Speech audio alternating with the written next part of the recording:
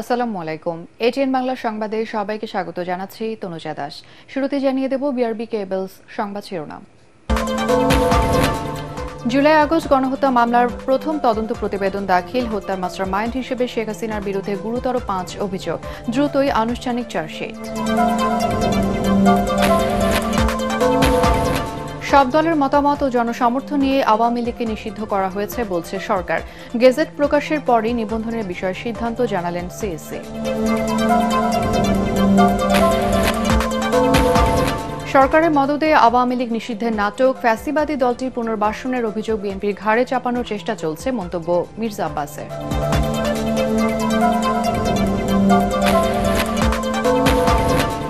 দেশ বদলের সুযোগে কাজে লাগিয়ে ভঙ্গুর স্বাস্থ্য খাতের উন্নয়ন করতে হবে, সিভিল সার্জন সম্মেলনের প্রধান উপদেষ্টা। মানসিকতা পরিবর্তন ঘটানোর তাগিদ।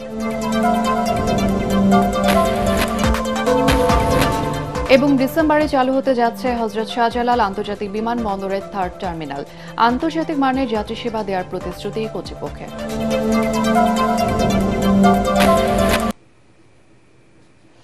শুনছিলেন বিআরবি কেবলস সংবাদ শিরোনাম, এবারে বিস্তারিত। জুলাই আগস্ট গণ অভ্যুত্থানে সংঘটিত গণহত্যার মামলায় ক্ষমতাচ্যুত সাবেক প্রধানমন্ত্রী শেখ হাসিনা, সাবেক স্বরাষ্ট্রমন্ত্রী আসাদুজ্জামান খান কামাল ও সাবেক আইজিপি চৌধুরী আবদুল্লাহ আল মামুনের বিরুদ্ধে তদন্ত প্রতিবেদন দাখিল করা হয়েছে। সকালে আন্তর্জাতিক অপরাধ ট্রাইব্যুনালের চিফ প্রসিকিউটর তাজুল ইসলামের কাছে এই প্রতিবেদন দাখিল করে তদন্ত সংস্থা। জুলাই গণহত্যার মামলায় এটি শেখ হাসিনার বিরুদ্ধে প্রথম তদন্ত প্রতিবেদন। তদন্ত শুরুর 6 মাস 28 দিনের মধ্যে শেখ হাসিনার বিরুদ্ধে প্রতিবেদন দাখিল করা হলো। জুলাই গণহত্যার মাস্টারমাইন্ড হিসেবে শেখ হাসিনার বিরুদ্ধে ছাত্র জনতার উপর গুলি চালানো এবং লাশ পুড়িয়ে ফেলার নির্দেশ, আহতদের হাসপাতালে যেতে বাধা সহ 5টি গুরুতর অভিযোগ আনা হয়েছে। পরে ব্রিফিংয়ে চিফ প্রসিকিউটর তাজুল ইসলাম জানান, জুলাই গণহত্যার বিচারে কোনো অনিয়ম দেখতে চান না তারা। আন্তর্জাতিক মানের ত্রুটি মুক্ত এবং ন্যায় বিচার করতে চায় প্রসিকিউশন।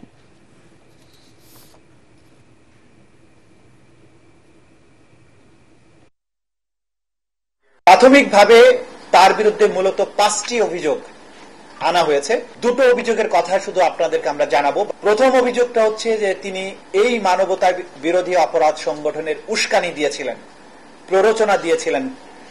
14 জুলাই তারিখে সংবাদ সম্মেলনের মাধ্যমে আন্দোলনরত শিক্ষার্থীদেরকে রাজাকারের বাচ্চা, রাজাকারের নাতিপুতি, রাজাকার এইসব বলেছিলেন। দ্বিতীয় যে অভিযোগটা এখানে করা হয়েছে সেটা হচ্ছে সরাসরি নির্দেশ।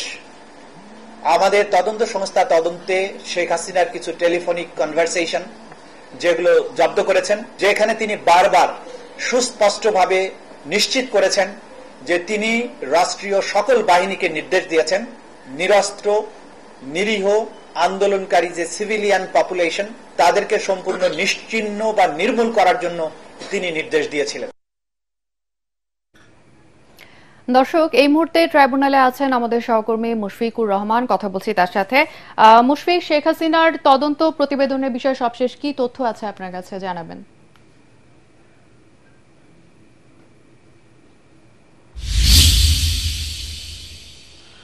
তনুজা, এই মুহূর্তে আন্তর্জাতিক অপরাধ ট্রাইব্যুনালের সামনে দাঁড়িয়ে আছি। কিছুক্ষণ আগেই কিন্তু সাংবাদিকদের সাথে কথা বলেছেন প্রধান চিফ প্রসিকিউটর।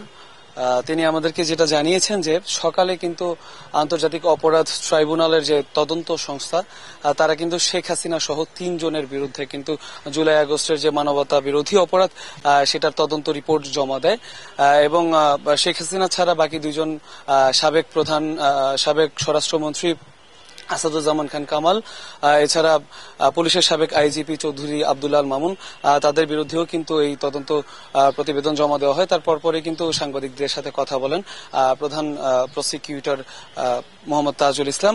তিনি যেটা জানিয়েছেন যে জুলাই এবং আগস্টের যে গণহত্যা সেটাকে আসলে এতদিন গণহত্যা হিসেবে যারাই বলেছেন এটা গণহত্যা হিসেবে তিনি উল্লেখ করেননি। তিনি জানিয়েছেন যে আন্তর্জাতিক এবং আমাদের দেশের প্রচলিত যে আইন সেই আইন অনুযায়ী এটাকে গণহত্যা বলা যাবে না, এটাকে মানবতা বিরোধী অপরাধ বলা যাবে বলে তিনি জানিয়েছেন। এছাড়া তিনি বলেছেন যে তদন্ত সংস্থা কিন্তু 5টি সুনির্দিষ্ট অভিযোগ তার বিরুদ্ধে এনেছেন, তার মধ্যে 2টার ব্যাপারে তিনি কথা বলেছেন আমাদের সাথে। তিনি যেটা জানিয়েছেন আমাদেরকে যে 14 জুলাই সংবাদ সম্মেলন করার মাধ্যমে সাবেক প্রধানমন্ত্রী শেখ হাসিনা আসলে ছাত্র জনতাকে আন্দোলনকারী ছাত্র জনতাকে রাজাকারের বাচ্চা বলা সহ আরো বিভিন্নভাবে উস্কানি দিয়েছেন এবং এই যে উস্কানি তার পরবর্তীতে সময়ে কিন্তু ছাত্র জনতা যখন আবারও মাঠে সক্রিয় হয় এবং আরো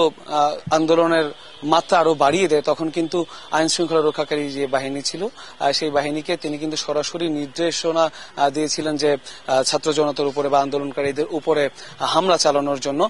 সেটা বিভিন্ন ধরনের কল রেকর্ডের মাধ্যমে প্রমাণিত হয়েছে বলে তিনি আমাদেরকে জানিয়েছেন। এছাড়া তিনি বলেছেন যে যারা আহত হচ্ছিলেন আন্দোলনের সময় সেই আহতদেরকে তিনি হাসপাতালে দেখতে যাওয়ার নাম করে তিনি সেই আহতদেরকে চিকিৎসা যাতে বিঘ্নিত হয় সেই ব্যাপারে ডক্টরদেরকে পরামর্শ দিয়েছেন বা নির্দেশ দিয়েছেন বলে এই তদন্ত যে প্রতিবেদন সেই প্রতিবেদনে উল্লেখ করা হয়েছে বলে তিনি জানিয়েছেন। এছাড়া তিনি বলেছেন যে রাজপথে এই আজকে যে তদন্ত রিপোর্টটা জমা দেওয়া হলো এইটার অনুযায়ী আগামী 2 থেকে 3 সপ্তাহের মধ্যে কিন্তু চার্জশিট গঠন করে বিচারিক কার্যক্রম যেটা সেটা চালু করা হবে বলে তিনি বলেছেন। এছাড়া তিনি বলেছেন যে এই অপরাধের যে বিচার সেই বিচারটা আসলে সময় সাপেক্ষ ব্যাপার। সেই ক্ষেত্রে রাজপথের যে আন্দোলন করে কোনো চাপ সৃষ্টি করে আসলে ট্রাইব্যুনালকে চাপ সৃষ্টি করা যাবে না। চাপ সৃষ্টি করলে আসলে যে বিচার কার্য হবে সেই বিচার কার্যটা নিরপেক্ষ হবে না। এই জন্য তিনি সবাইকে আহ্বানও জানিয়েছেন এবং সকালবেলা কিন্তু আমরা দেখেছি যে শাপলা চত্বর এবং জুলাই আগস্টের যে মানবতা বিরোধী অপরাধ সেই অপরাধের জন্য সাবেক সেনা কর্মকর্তা জিয়াউল আহসান সহ ঢাকা উত্তর সিটি কর্পোরেশনের সাবেক মেয়র আতিকুল ইসলাম সহ মোট 13 জনকে কিন্তু আন্তর্জাতিক অপরাধ ট্রাইব্যুনালে হাজির করা হয়েছে। তনুজা, এই ছিল এখনকার মতো আমার কাছে সব। মুশফিক, আপনাকে ধন্যবাদ। এদিকে জুলাই আগস্টের আন্দোলনে উত্তরায় 2 শতাধিক মানুষকে হত্যার ঘটনায় সাবেক মেয়র আতিকুল ইসলাম সহ 9 জনকে আন্তর্জাতিক অপরাধ ট্রাইব্যুনালে হাজির করা হয়েছে। একই সাথে মতিঝিলের শাপলা চত্বরে 2013 সালে 5 মে হেফাজতের সমাবেশে হত্যার ঘটনায় সাবেক স্বরাষ্ট্র প্রতিমন্ত্রী শামসুল হক টুকু সহ 4 জনকে হাজির করা হয় ট্রাইব্যুনালে। এই মামলায় তদন্ত প্রতিবেদন দাখিলের কথা রয়েছে আজ। এর আগে মানবতা বিরোধী অপরাধের অভিযোগে গ্রেফতার দেখিয়ে আসামিদের কারাগারে পাঠানোর নির্দেশ দিয়েছিল আন্তর্জাতিক অপরাধ ট্রাইব্যুনাল। অপরদিকে মতিঝিলের শাপলা চত্বরে 2013 সালে 5 মে হেফাজতের সমাবেশে হত্যার ঘটনায় সাবেক প্রধানমন্ত্রী শেখ হাসিনা, সাবেক স্বরাষ্ট্রমন্ত্রী মহিউদ্দিন খান আলমগীর, ইমরান এইচ সরকার সহ 5 জনের বিরুদ্ধে গ্রেফতারি পরোয়ানা জারি আছে।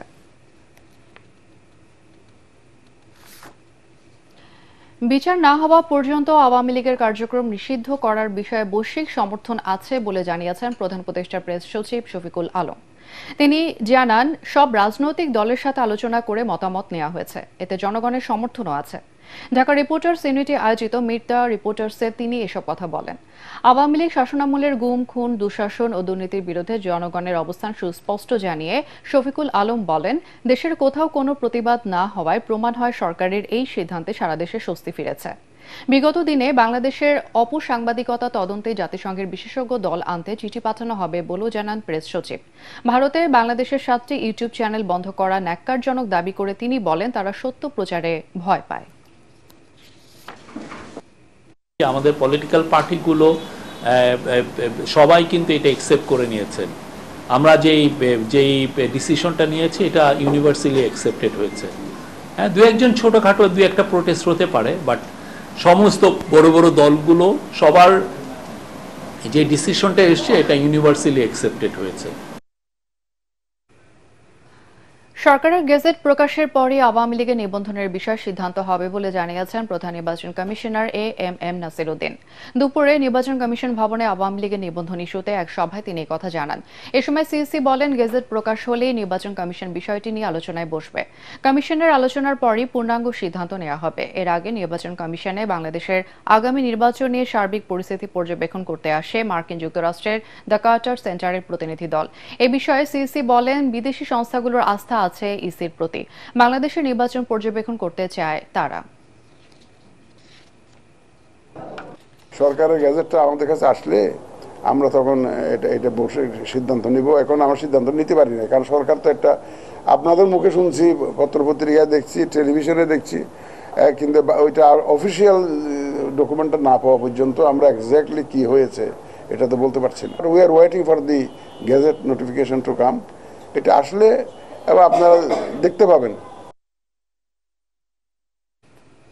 সরকারের মদদে আওয়ামী লীগ নিষিদ্ধের নাটক সাজানো হয়েছে বলে মন্তব্য করেছেন বিএনপির স্থায়ী কমিটির সদস্য মির্জা আব্বাস। তিনি বলেন, বিএনপিকে শেষ করার চক্রান্তের অংশ হিসেবে আওয়ামী লীগকে পুনর্বাসনের অভিযোগ বিএনপির ঘাড়ে চাপানোর চেষ্টা চলছে। জাতীয় প্রেসক্লাবের প্রয়াত বিএনপি নেতা নাসির উদ্দিন পিন্টুর স্মরণ সভায় তিনি এসব কথা বলেন। মির্জা আব্বাস বলেন, 17 বছর যাদের কাছে নির্যাতিত হয়েছে তাদের পুনর্বাসন করব, এটি যারা বলে তারা বিএনপিকে হিংসা করে। জনগণের মতামত ছাড়া রাখাইনে করিডোর দেওয়ার অধিকার এই সরকারে নেই বলে জানান তিনি। সরকার কারো উদ্দেশ্য বাস্তবায়ন করতে কাজ করছে বলে অভিযোগ করেন বিএনপির এই নেতা। শাহবাগের এই নাটক কেন হঠাৎ করে? যে শাহবাগ আপনারা বন্ধ করেছেন, যে শাহবাগের এই এলাকাতে, এই সমস্ত এলাকাতে মিছিল মিটিং করা যাবে না, সেখানে সরকারের পৃষ্ঠপোষকতায় সরকারের দল এনসিপির লোকেরা ওখানে মিছিল মিটিং করে কিভাবে, আর কোন দাবিতে মিছিল মিটিং করলো? আওয়ামী লীগ নিষিদ্ধ করতে হবে। তো আওয়ামী লীগ নিষিদ্ধ করতে না করছে কে ভাই? খুব চেষ্টা করছে চালানোর জন্য। বিএনপি নাকি আওয়ামী লীগকে কি করতে চায়? পুনর্বাসিত করতে চায়। আমাকে বড় ঠেকা পড়ে গেছে ভাই বিএনপি আওয়ামী লীগের পুনর্বাসিত করতে। জীবন থেকে আমাদের 17 থেকে 18 বছর আমাদের নিয়ে গেছে, পরিবার পরিজন থেকে বিচ্ছিন্ন হয়েছি, স্বাস্থ্যহানি করেছে, আমাদের পরিবার পরিজন সুস্থভাবে বেঁচে থাকতে পারে নাই। সংস্কারের মাধ্যমে জবাবদিহিমূলক রাষ্ট্র পুনর্গঠনে রাজনৈতিক দলগুলোকে ভূমিকা রাখার আহ্বান জানিয়েছেন জাতীয় ঐক্যমত্য কমিশনের সহ-সভাপতি অধ্যাপক ডক্টর আলী রিয়াজ। সকালে জাতীয় সংসদ ভবনের এলডি হলে গণতান্ত্রিক বাম ঐক্যের সাথে সংলাপ শুরুর আগে সূচনা বক্তব্যে তিনি আরও বলেন, 53 বছর ধরে গণতান্ত্রিক রাষ্ট্র তৈরির আকাঙ্ক্ষা বারবার ব্যর্থ হয়েছে। 24-এর অভ্যুত্থানের পর সেই আকাঙ্ক্ষা বাস্তবায়নে সবাইকে সম্মিলিত প্রচেষ্টা ধরে রাখতে হবে। জবাবদিহিমূলক রাষ্ট্র গঠনের এটাই সুযোগ। এ সময় গণতান্ত্রিক বাম ঐক্যের নেতারা বলেন, সংস্কারের পক্ষে আছে তাদের জোট, তবে সেই সংস্কারে সমাজতন্ত্রের রূপরেখা থাকা উচিত বলে মনে করেন তারা।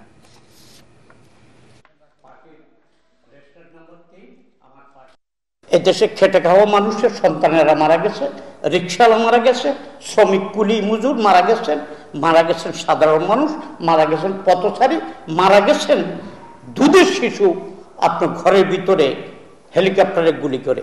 ফ্যাসিবাদ বিরোধী সংগ্রামে ফ্যাসিস্ট শাসকের পলায়ন প্রাথমিক বিজয়কে নিশ্চিত করেছে, কিন্তু আরো বড় দায়িত্ব আমাদের উপর অর্পিত হয়েছে, তা হচ্ছে এই রাষ্ট্র কাঠামোকে পরিবর্ধনের মধ্য দিয়ে, সংশোধনের মধ্য দিয়ে অগ্রসর হওয়া।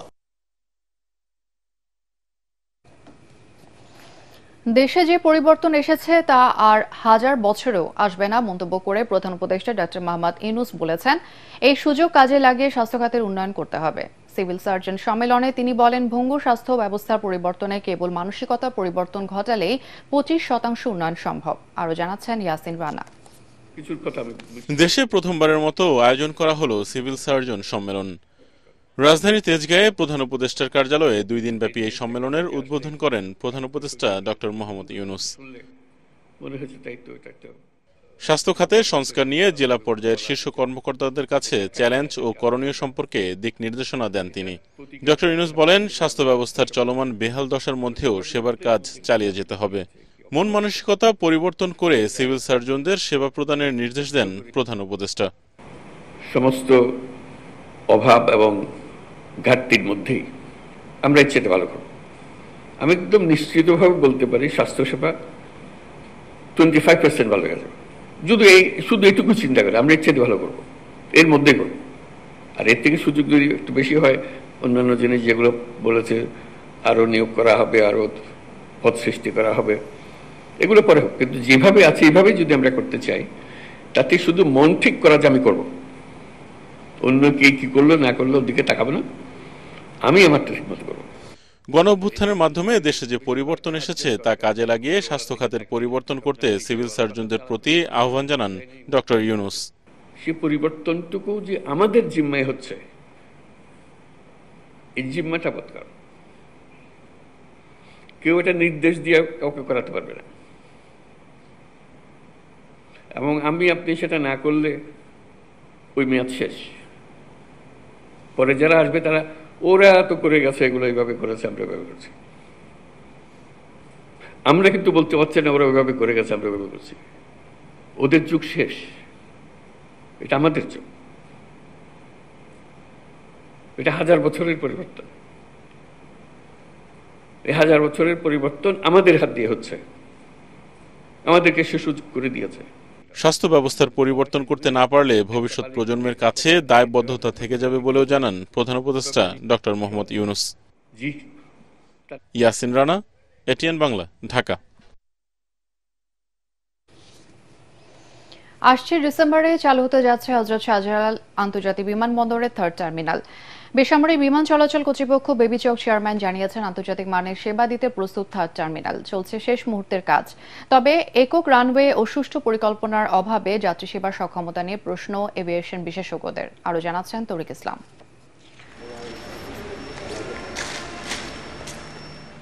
দৃষ্টিনন্দন ও আধুনিক কারুকাজের ছোঁয়ায় নির্মিত হযরত শাহজালাল আন্তর্জাতিক বিমানবন্দরের 3rd টার্মিনাল। চারিদিকে শুধু অত্যাধুনিক প্রযুক্তির যন্ত্রপাতি। চলছে শেষ মুহূর্তের কমিশনিং ও ধোয়া মোছার কাজ। যেখানে চলতি বছরের শেষ নাগাদ পুরোদমে 3rd টার্মিনালে যাত্রী সেবা দিতে চায় সিভিল এভিয়েশন। 3rd টার্মিনালকে কেন্দ্র করে এরই মধ্যে বাংলাদেশে ফ্লাইট পরিচালনার আগ্রহ দেখিয়েছে বহু আন্তর্জাতিক এয়ারলাইন্স, যা ইতিবাচক বলছেন এখাত সংশ্লিষ্টরা।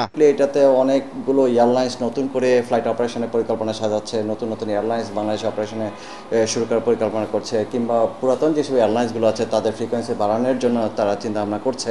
3rd টার্মিনাল ওপেনের সাথে আমরা আশা করছি যে আরও এয়ারলাইন্স বাংলাদেশে অপারেট করবে। এতে করে যারা ধরেন যে সকল এয়ারলাইন্স মনোপলি বিজনেস করছে, তো এখানে আরো কম্পিটিটিভ একটা এনভায়রনমেন্ট ক্রিয়েট হবে।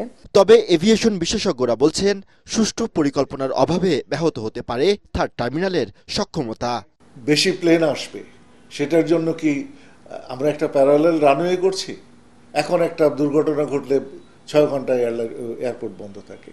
আমাদের রানওয়ের ক্যাটাগরি 1 অপারেশন, যেখানে পাশের দেশ কলকাতাতে ক্যাটাগরি 3 অপারেশন, 0 ভিজিবিলিটি ল্যান্ড করতে পারে। প্যারালাল ট্যাক্সি এখনো সম্পূর্ণ হয়নি। এবং এই যে একটা বিরাট একটা খরচ করা, 30,000 কোটি টাকা খরচ করা হলো, এই খরচের টাকাটা আমি কিভাবে উঠাবো? এটা তো উঠবে না। তো আমাকে বাধ্য হয়ে কিন্তু আমাকে নতুন প্যাসেঞ্জার আনতে হবে, নতুন এয়ারক্রাফট আসতে হবে, এবং এয়ারক্রাফটের সংখ্যা বাড়তে হবে। সেই দিকটার দৃষ্টিপাতটা আমার মনে হয় ঠিক মতো দেওয়া হয় নাই। বেসরকারি বিমান চলাচল কর্তৃপক্ষ বেবি চক চেয়ারম্যান জানান, আন্তর্জাতিক মানের সেবা নিশ্চিতে চলছে শেষ মুহূর্তের প্রস্তুতি। পৃথিবীর অনেক এয়ারপোর্ট কিন্তু অপারেশন করার পর শাটডাউন করতে বাধ্য হয়েছে।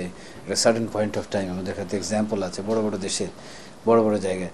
সেগুলো সব মাথায় নিয়ে আমরা চেষ্টা করছি যে একবারে অপারেশন করে আমরা কাজটা শুরু করতে পারি। বাট এই বছরের ভিতরে একটা শেষ করার একটা টার্গেট আমার অবশ্যই রয়েছে। 2019 সালে শুরু হয় হযরত শাহজালাল আন্তর্জাতিক বিমানবন্দরে 3rd টার্মিনালের নির্মাণ কাজ।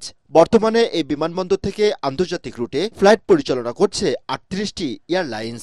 21,000 কোটি টাকা ব্যয় নির্মিত হযরত শাহজালাল আন্তর্জাতিক বিমানবন্দরের 3rd টার্মিনাল। চলছে শেষ মুহূর্তের প্রস্তুতি। সবকিছু ঠিক থাকলে চলতি বছরের শেষ নাগাদ পুরোদমে অপারেশনে আসবে এই অত্যাধুনিক টার্মিনালটি, যার মাধ্যমে সেবা দেওয়া সম্ভব হবে 1,20 লাখ যাত্রীকে। অত্যাধুনিক এই টার্মিনালকে কেন্দ্র করে এরই মধ্যে বাংলাদেশে অপারেশন চালু করার আগ্রহ দেখিয়েছে অনেক আন্তর্জাতিক উড়োজাহাজ কোম্পানি। তরিক ইসলাম, এটিএন বাংলা, হযরত শাহজালাল আন্তর্জাতিক বিমানবন্দর। ঈদুল আজহা উপলক্ষে 21 মে থেকে শুরু হবে ট্রেনের অগ্রিম টিকিট বিক্রি। ওই দিন দেওয়া হবে 25 মে টিকিট। আগামী 6 জুন পর্যন্ত অগ্রিম টিকিট বিক্রি চলবে। পশ্চিমাঞ্চলে ট্রেনের টিকিট বিক্রি শুরু হবে সকাল 8টা থেকে এবং পূর্বাঞ্চলে দুপুর 2টা থেকে। বাংলাদেশ রেলওয়ের জারি করা বিজ্ঞপ্তিতে এসব তথ্য জানানো হয়েছে।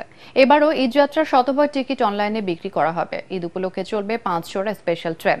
2 এবং 3 জুন চলবে কোরবানির পশু বহনকারী 3টি ট্রেন।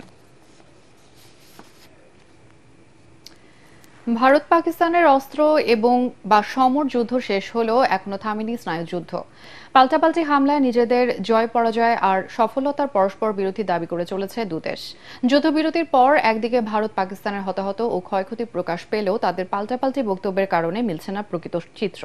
এদিকে স্বাভাবিক হতে শুরু করেছে কাশ্মীরের জীবনযাত্রা। যুদ্ধের ভয়ে প্রাণ ভয়ে পালিয়ে যাওয়া বাসিন্দারা ফিরছেন নিজ গৃহে। বিস্তারিত জানাচ্ছেন শরীফুল ইসলাম। ভারতের সাথে যুদ্ধবিরতি হলেও পাকিস্তানে গেল 2 দিন ধরে বর্ণিল আয়োজনে বিজয় উদযাপন করছেন দেশটির নাগরিকরা। সীমান্ত ঘেঁষা পাঞ্জাবের রাজধানী লাহোরে আতশবাজি ও পটকা ফুটিয়ে আনন্দ উল্লাসে মাতেন সর্বস্তরের মানুষ। পাকিস্তানের পাল্টা আক্রমণে কোণঠাসা হয়ে ভারত যুদ্ধবিরতিতে গেছে মন্তব্য করে নিজেদের বিজয় দাবি করেন পাকিস্তানিরা।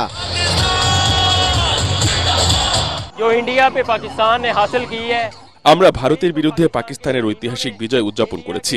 আমাদের বাজপাখিরা ভারতের ২৮টি স্থানে সফল হামলা চালিয়ে তাদের ঘায়েল করেছে। আমাদের সাহসী সেনাবাহিনীর জন্য গর্ববোধ করি। ভারত পাকিস্তানের মধ্যে মাত্র ৪ দিনের অঘোষিত যুদ্ধের অবসান হলেও এখন ভেসে উঠছে দুদেশের ক্ষয়ক্ষতির চিত্র। তবে এ নিয়েও চিরশত্রু দেশ দুটির পাল্টাপাল্টি দাবির কারণে হতাহত এবং ক্ষয়ক্ষতির প্রকৃত চিত্র জানতে পারছে না বিশ্ব। পাকিস্তানের সামরিক বাহিনী জানায় ভারত তাদের ৬০টি এলাকায় ২৪টি আঘাত এনেছে।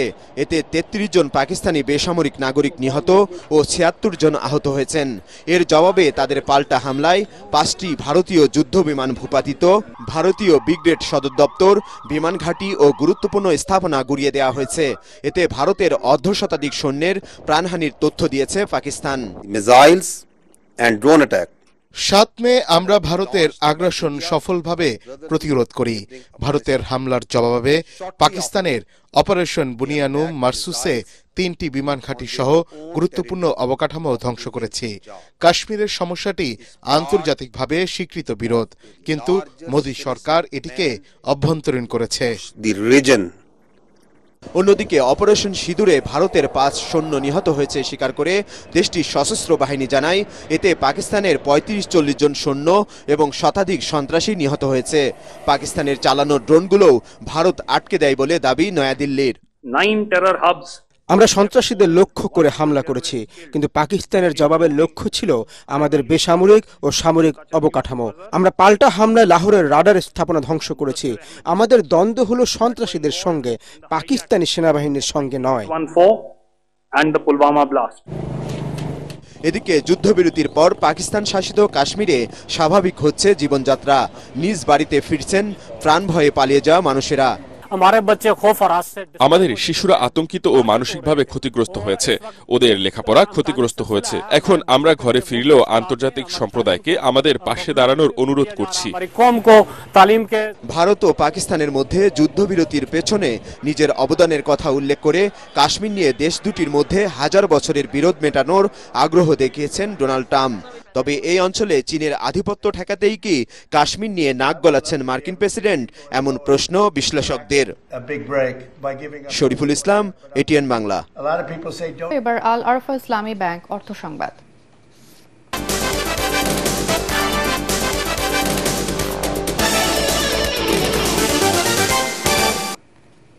বাংলাদেশে ডেনিম শিল্পের উন্নয়নে আজ থেকে শুরু হলো বাংলাদেশ ডেনিম এক্সপো ২০২৫। রাজধানী বসুন্ধরা আন্তর্জাতিক কনভেনশন সিটিতে দুদিনব্যাপী চলবে প্রদর্শনী। American and Efird Bangladesh limited, Argon Denims limited, Ashutex, Asgard 9 limited সহ 14টি দেশের 57টি প্রতিষ্ঠান এতে অংশ নিয়েছে। বাংলাদেশ অ্যাপারেল এক্সচেঞ্জের প্রতিষ্ঠাতা ও প্রধান নির্বাহী মোস্তাফিজ উদ্দিন বলেন, বাংলাদেশ ডেনিম এক্সপো কেবল স্থানীয় ডেনিম শিল্পকেই তুলে ধরছে না, পাশাপাশি আন্তর্জাতিক ব্র্যান্ডগুলির সাথে অংশীদারিত্ব এবং বিনিয়োগের সুযোগ তৈরি করছে। বিকালে বাংলাদেশ ডেনিম শিল্পের প্রবৃদ্ধি নিয়ে প্যানেল আলোচনার আয়োজন করা হয়েছে। এতে বক্তব্য রাখবেন ওয়েল অফ ওয়াশিং এর পরিচালক আব্দুস সামাদ, রুরোজ আরবিটি লিমিটেডের সহ প্রতিষ্ঠাতা এবং সৃজনশীল পরিচালক আরিফ লাবু ছাড়াও বিভিন্ন প্রতিষ্ঠানের নির্বাহী সহ কর্মকর্তারা।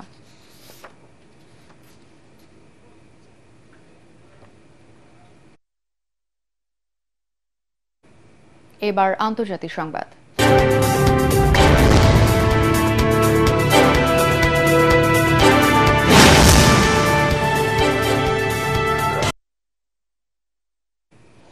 মার্কিন প্রেসিডেন্ট ডোনাল্ড ট্রাম্পের আহ্বানের পর আগামী বৃহস্পতিবার রুশ প্রেসিডেন্ট ভ্লাদিমির পুতিনের সঙ্গে তুরস্কে সাক্ষাৎ করতে প্রস্তুত রয়েছেন বলে জানিয়েছেন ইউক্রেনের প্রেসিডেন্ট ভলোদিমির জেলেনস্কি। জেলেনস্কির এক্স পোস্টের বরাত দিয়ে তথ্য জানিয়েছে একাধিক পশ্চিমা গণমাধ্যম। পোস্টে জেলেনস্কি জানান, তিনি একটি সম্পূর্ণ এবং স্থায়ী যুদ্ধবিরতি আশা করছেন। এদিকে প্রেসিডেন্ট ভ্লাদিমির পুতিনের সঙ্গে সাক্ষাৎ করতে ইউক্রেনের প্রেসিডেন্ট ভলোদিমির জেলেনস্কির ওপর চাপ তৈরি করেন যুক্তরাষ্ট্রের প্রেসিডেন্ট ডোনাল্ড ট্রাম্প। স্থানীয় সময় রবিবার নিজ মালিকানাধীন সামাজিক যোগাযোগ মাধ্যম ট্রুথ সোশ্যালে দেয়া এক পোস্টেই এই আহ্বান জানান তিনি। এর আগে পুতিনের সঙ্গে যে কোনো ধরনের আলোচনা শুরুর আগে সোমবার থেকে রাশিয়ার কাছে 30 দিনের যুদ্ধবিরতির দাবি জানান ইউক্রেনের প্রেসিডেন্ট জেলেনস্কি। গত 7 মে পর্যন্ত রেকর্ড $25.27 বিলিয়ন প্রবাসী আয় দেশে এসেছে, যা এক অর্থ বছরের সর্বোচ্চ। এর আগে 2020-21 অর্থ বছরের সর্বোচ্চ প্রবাসী আয় $24.77 বিলিয়ন আসে বলে বাংলাদেশ ব্যাংকের হালনাগাদ তথ্যে জানানো হয়। এদিকে বাংলাদেশ ব্যাংক জানায়, চলতি অর্থবছরের 7 মে পর্যন্ত $2,527 কোটি 30 লাখ রেমিটেন্স পাঠিয়েছেন প্রবাসীরা। গত অর্থবছরের একই সময়ে এর পরিমাণ ছিল 1,972 কোটি। বছরের ব্যবধানে প্রবাসী আয় বেড়েছে 28.20%। এবার খেলার খবর।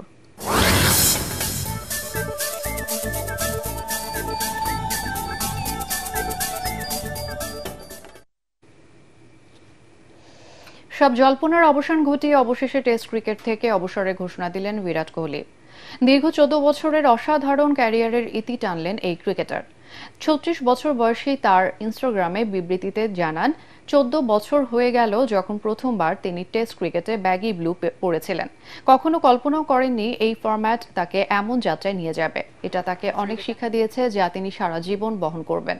টেস্টে তার অভিষেক হয় 2011 সালে জামাইকায় ওয়েস্ট ইন্ডিজের বিপক্ষে। কোহলির শেষ টেস্ট ম্যাচটি ছিল জানুয়ারিতে অস্ট্রেলিয়ার বিপক্ষে সিডনিতে। 123 টেস্টে কোহলি করেছেন 9,230 রান।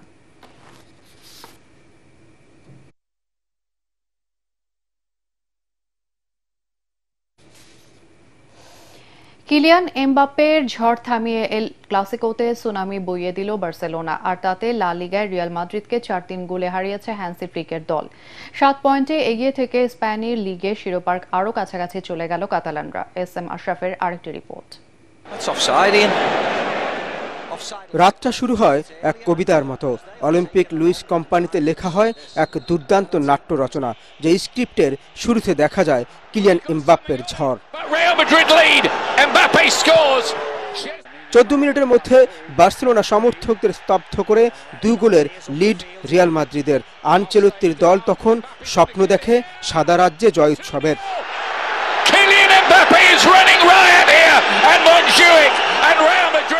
কিন্তু ফুটবল তো শুধু সংখ্যা নয়, এটা এক গানের সুর, যার তালে হঠাৎ করেই বদলে যেতে পারে ছন্দ।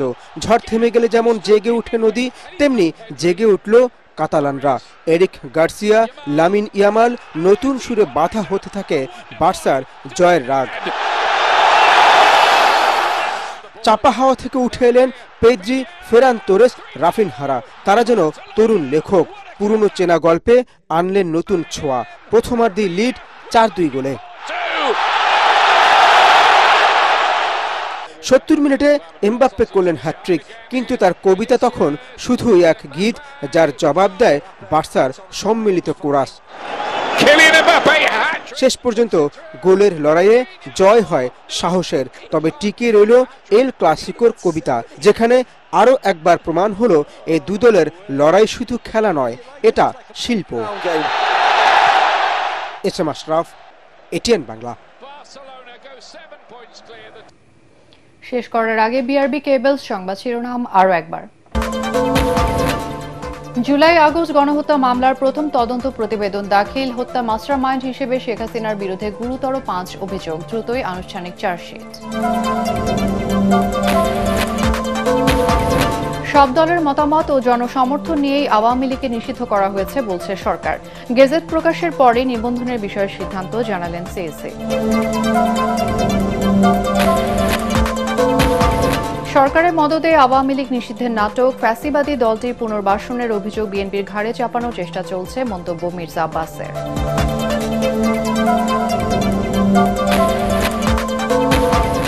দেশ বদলের সুযোগ কাজে লাগিয়ে ভঙ্গুর স্বাস্থ্য খাতের উন্নয়ন করতে হবে, সিভিল সার্জন সম্মেলনে প্রধান উপদেষ্টা। মানসিকতা পরিবর্তন ঘটানোর তাগিদ।